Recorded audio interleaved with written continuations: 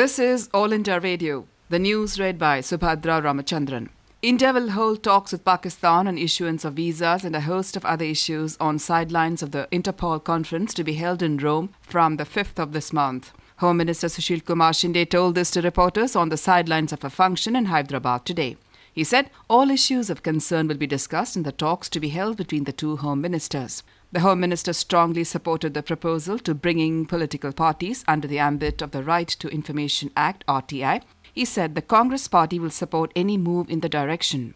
On statehood for Telangana, the Home Minister said the discussions are underway and several parliament members are discussing the issue with him, asserting that the decision over the issue has to be taken after considering all related issues carefully. Mr. Shinde said the decision will have impact in Andhra Pradesh as well as other states. He further said the government will welcome good suggestions, if any, on Telangana issue. Earlier, addressing the 64th batch of IPS probationers, the Home Minister said technological development has been altering the nature of crime and posing newer challenges to the internal security. The Indian Ocean Rim Association for Regional Cooperation today resolved to further deepen ties between the member countries to ensure sustained growth and balanced economic development of the region.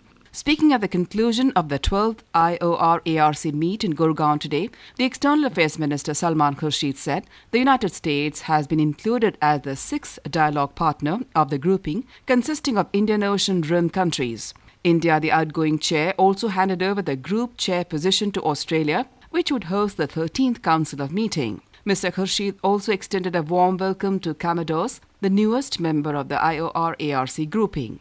In the opening session, External Affairs Minister emphasized for deeper economic ties in the region, including maritime security.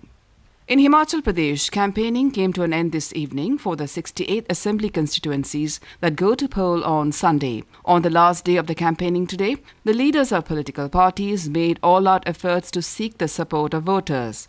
Corruption, effective governance and development were the main election issues. Our correspondent reports 60 companies of Central Paramilitary Forces are being deployed for smooth conduct of poll.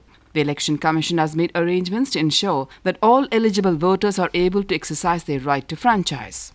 4 bodies out of the 5 missing sailors of ship MT Pratibha Kaveri, which was grounded by Cyclone Neelam, have been found at the Marina Beach. One of the bodies was found near Chennai Harbour, another one was washed ashore near Adyar Estuary. While one body was found at Chepauk, the 4th one was washed ashore at Ennore.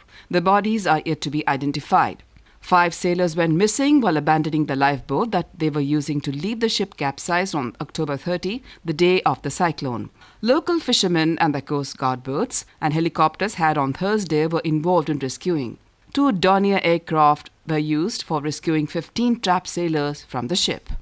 Minister of State for Human Resource Development Shashi Tharoor today emphasized on universalization of education with focus on quality. Speaking to reporters in New Delhi after assuming charge, Mr. Tharoor asserted that the big issue, according to him, would be making education relevant for all along with access, quality and the universalization aspect. Making a strong case for an IIT in his home state of Kerala, the minister said, Kerala is a very education-conscious state. Even the poorest of the families are concerned about the education of children. Mr. Tharoor said education and opportunities emerging from it can persuade the youth to desist from going the way of Naxalites and Maoists.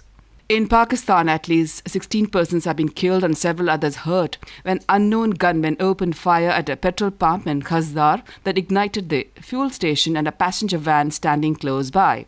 Geo News quoting local police reports, efforts are underway to rescue the victims of the passenger van while the fire has been brought under control. Rising for the third straight session, the Sensex at the Bombay Stock Exchange surged 194 points or 1% to close at an over 1-week high of 18,755 amid firm Asian markets today. The Nifty at the National Stock Exchange jumped 53 points or 0.9% to 5,698. Key stock markets in Japan, China, Hong Kong, South Korea, Singapore gained between 0.6% and 1.2% after upbeat US economic data. And that's the end of this news bulletin.